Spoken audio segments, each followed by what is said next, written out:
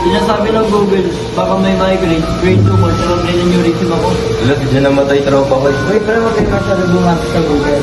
Try nyo ka na mag-telehealth service. Tsaka kung makausap kayo ng trabaho, baka